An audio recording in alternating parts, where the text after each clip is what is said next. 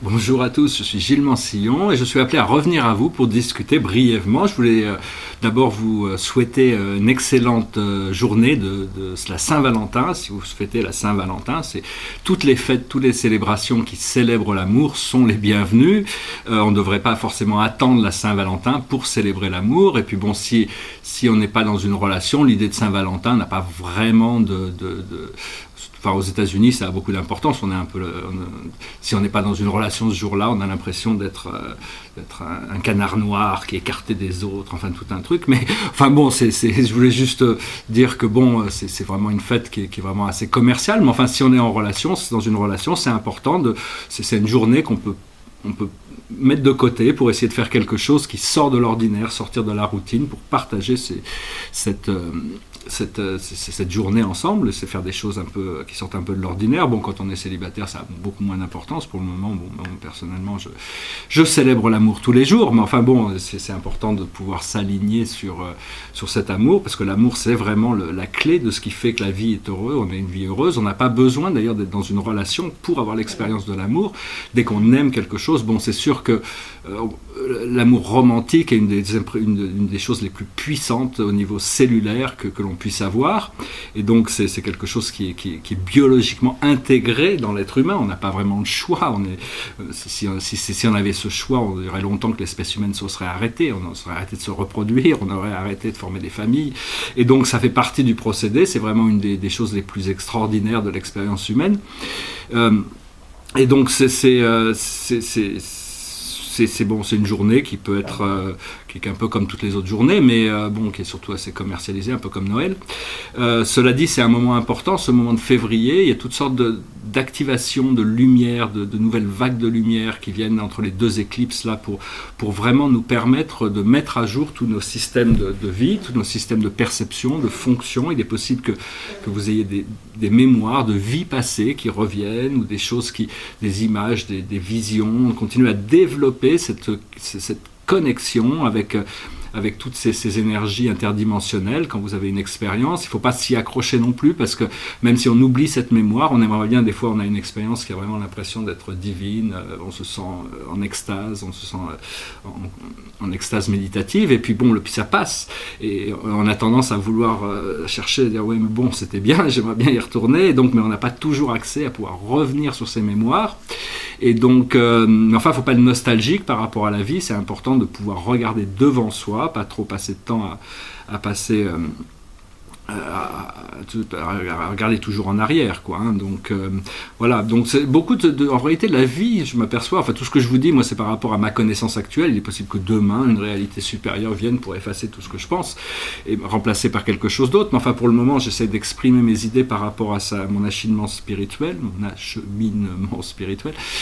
parce que ça fait une trentaine d'années que je suis quand même impliqué dans ce procédé, et donc je vois qu'il y a quand même énormément de gens qui sont depuis longtemps, mais d'autres qui commencent juste à s'y ouvrir. Et quand on commence, c'est bien d'avoir quand même quelques repères pour être sûr, pour pas avoir l'air de passer pour un fou vis-à-vis du monde, parce que le fait de se tourner vers l'intérieur, c'est pas quelque chose qu'on nous a appris dès notre enfance. On nous a appris que le monde existait à l'extérieur et qu'il fallait s'adapter au monde à l'extérieur, et que tout ce qu'on vivait à l'intérieur, c'était le produit de notre imagination, alors qu'en réalité c'est essentiel à notre développement. Je voulais aussi dire que parler de la spiritualité, c'est quelque chose qui est très agréable de pouvoir le faire ici maintenant et d'être reçu mais c'est vraiment quelque chose de nouveau, parce que quand tous les gens qui ont découvert la spiritualité dans des incarnations passées, dans les temps passés, c'est-à-dire que dès qu'on avait quelque chose de véritable à dire, à exposer au monde, on était humilié, on était arrêté, on était torturé, on était assassiné. Donc il y a il y a beaucoup d'entre nous qui sont passés par des expériences comme ça dans des vies passées, et donc maintenant, quand il vient de l'ascension, on dit oula, je vais être plus prudent par rapport à ça, parce que le monde est vraiment prêt. C'est sûr que si la matrice fantôme, tous les voiles tombaient d'un seul coup et que tout se révélait à l'humanité, ça créerait une panique telle, il y aurait la moitié des gens qui deviendraient catatoniques, parce qu'ils n'arriveraient pas à gérer toute cette toute cette obscurité, disons. Et donc les choses vont se révéler progressivement. Il y a plein de choses qui vont arriver à la surface. Dans les 3 ans qui viennent, beaucoup de choses vont commencer à se manifester sur les plans terrestres. Et puis, bon, je serai là aussi pour apporter mes idées par rapport à ces choses au fur et à mesure qu'elles se révèlent. Je voulais parler aussi rapidement du corps physique, parce que en tant qu'être dimensionnel, nous sommes indépendants des choses, indépendants du temps et de l'espace, mais on vit dans un corps physique, et donc on est constamment ramené sur ce corps physique. Dès qu'on se réveille le matin, on est retour dans notre corps physique, et c'est notre véhicule, c'est notre moyen d'expression dans ce... Donc c'est très très difficile. Enfin, pour moi, j'ai beaucoup de mal à ramener toutes mes cellules en alignement. Je sais pas, j'espère que j'y arriverai un jour, je sais pas, je continue à y travailler, mais... Donc notre corps physique est fait de... C'est la cellule, c'est un être vivant, un être réel, microscopique. On en a 50 milliards à peu près dans notre corps physique, un peu plus peut-être. Et ces êtres physiques sont microscopiques, on n'arrive pas à les isoler. Et pourtant, c'est vraiment la vie principale de notre corps physique, et sont nos cellules. Et donc c'est arrivé à pacifier nos cellules, et quand on se retrouve dans un état de maladie, plutôt que de médicaliser, c'est d'essayer de revenir à l'état naturel de santé qui existe déjà à l'intérieur de nous, parce qu'avant d'être tombé malade, on était en pleine santé, et notre ADN a toujours ce modèle à l'intérieur de nous. Donc c'est arriver à voir ce que la maladie nous a appris pour revenir à l'état de santé. Et donc, tout en comprenant que toutes ces cellules sont invisibles parce qu'elles sont microscopiques, comme nous, on est microscopique sur la Terre, et puis la Terre est microscopique dans l'univers. Tout est une question de proportion, de cadre. Et donc le corps est avant tout une machine, une sorte de factory, une usine chimique. C'est-à-dire qu'elle produit tout le temps des transformations chimiques, nos pensées, nos émotions, ce qui transforme notre chimie sanguine. Et donc selon notre chimie sanguine, il y a 8 types de sang qu'on peut avoir dans notre corps physique qui sont quand même assez, selon notre type de sang, notre alimentation, on aura différents besoins alimentaires, tout ça c'est quelque chose de très très très complexe.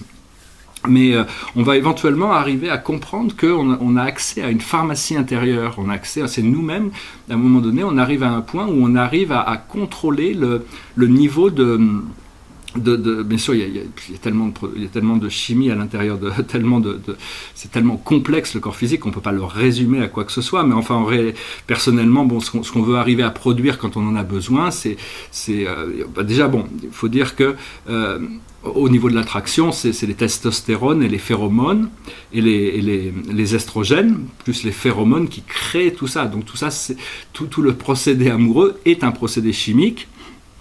Et le gros problème, c'est que beaucoup de gens sont addicts à l'adrénaline. Ils ont une addiction à la peur, une addiction à la souffrance, une addiction à l'adrénaline. Ça nous rend vivants, mais ça aussi, ça crée du stress. Et donc, il faut réapprendre à s'harmoniser, à avoir plus d'endorphines qui nous apportent du bonheur, plus de sérotonine qui nous apporte du bien-être dans notre corps, plus d'oxytocine qui nous connecte, plus de dopamine aussi pour être plus motivé.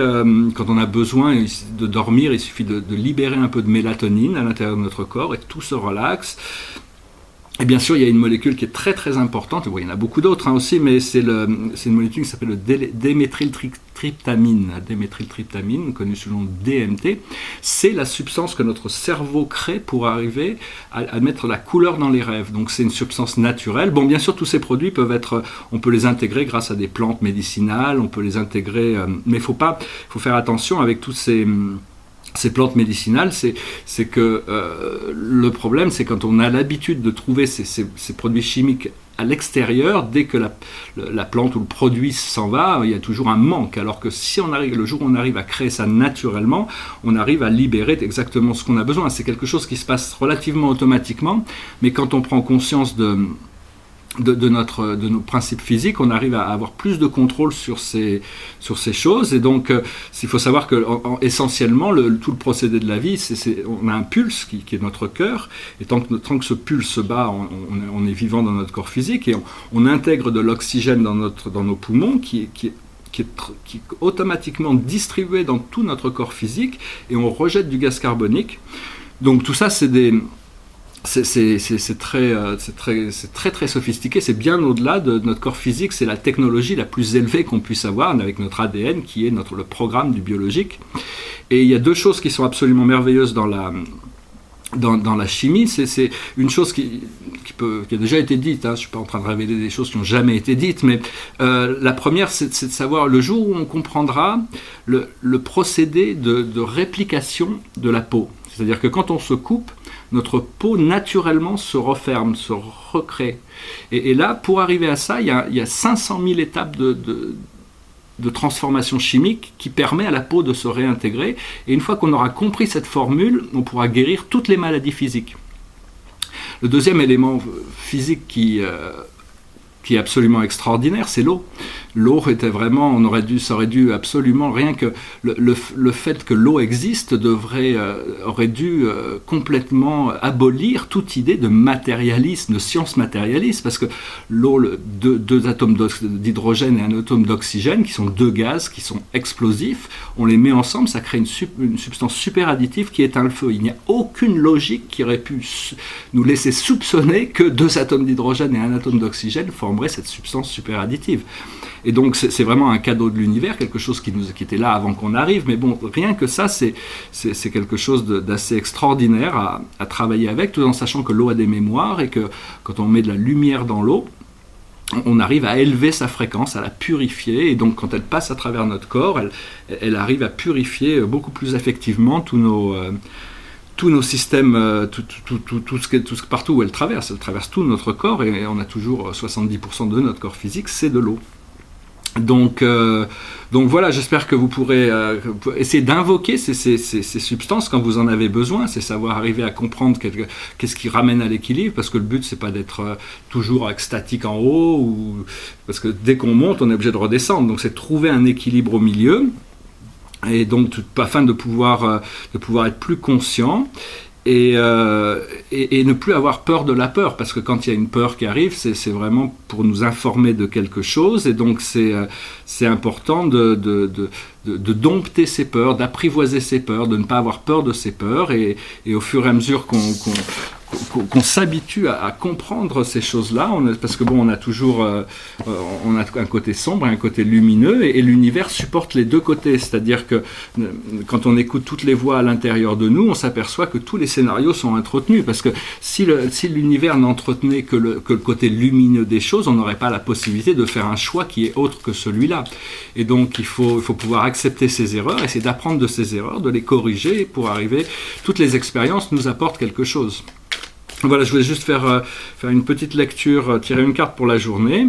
C'est la carte de la transformation. Alors ça parle de profonde transformation. C'est des choses il faut laisser la transformation se passer, avoir confiance que si les choses se désagrègent un petit peu, les choses qui ont l'habitude de s'accrocher ne sont plus là pour nous. Il faut se laisser, se donner un peu de temps pour que de nouvelles choses arrivent. Donc c'est vraiment un procédé de transformation pour tous ceux qui sont prêts. Ces éclipses vont vraiment amener une transformation profonde. J'espère qu'elles pourront aussi m'aider avec mes propres procédés.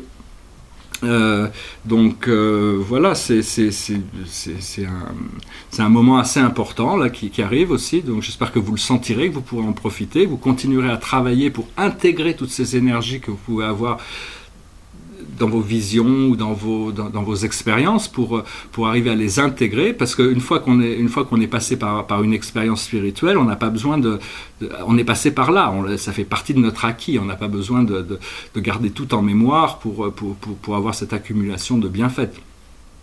Voilà, je voulais aussi faire une petite présentation par rapport à ce tableau là qui continue à monter. Je voulais vous faire voir un petit peu, là c'est un tableau de cosmologie qui représente l'univers des univers, et en haut ça va être les 7 grandes familles spirituelles. Alors il y a 250 personnages dans une quinzaine de sections. Bon, tout ça c'est en train, je vais vous montrer un petit peu, j'ai pas mal travaillé mais c'est pas encore complètement fini. Là c'est les citoyens de l'univers, ici il y a les colonies de courtoisie, les aides de l'univers avec les personnalités de l'esprit infini. Bon, il y a plein de détails dedans qui vont ça c'est les enfants de Dieu, et nous, fils paradisiaques, les transcendantaux, les esprits suprêmes, finaliteurs, les trois absolus de potentialité, le suprême, l'ultime et la déité du paradis, le grand je suis. Voilà, donc bon, bah, ces tableaux, c'est un petit peu comme je voulais juste dire que, bon, actuellement, pour avancer sur ce tableau, quand je le regarde, je sais pas vraiment, il y a juste à un moment donné, il y a une couleur qui m'appelle. Alors je crée cette couleur et je travaille dessus, et je travaille avec la couleur, j'en mets là où je pense qu'il y en a besoin. Mais c'est un petit peu comme dans la vie, ces tableaux, je les peins, j'ai une idée de départ, mais après je laisse beaucoup le tableau m'éduquer, me montrer où il veut aller, ce qui permet d'avoir des surprises, des choses qui ne sont pas attendues, parce que je pourrais aussi très bien commencer une idée avec un tableau, et puis partir du début à la fin, très méthodique, avec juste savoir du début à la fin, avoir un procédé où il n'y a aucune surprise, où tout est prévu d'avance. C'est comme dans la vie, quand on fait des plans, on peut avoir tout prévu, mais la vie généralement nous montre quelque chose, même dans la peinture, nous montre quelque chose qu'on n'avait pas prévu, mais en gros c'est pareil, donc il faut se permettre aussi, c'est bien d'avoir des plans, mais c'est bien de se permettre aussi un peu de liberté pour permettre que des choses inattendues se présentent, pour pouvoir vivre des choses inattendues, parce que l'univers a forcément des choses, des gens, des situations, des expériences qu'on ne devine pas encore, quoi. Voilà, donc je vous remercie de venir avoir passé ces quelques minutes avec moi. Je vous souhaite une excellente journée, une excellente Saint-Valentin. Je vous dis à très bientôt et je vous remercie. Au revoir.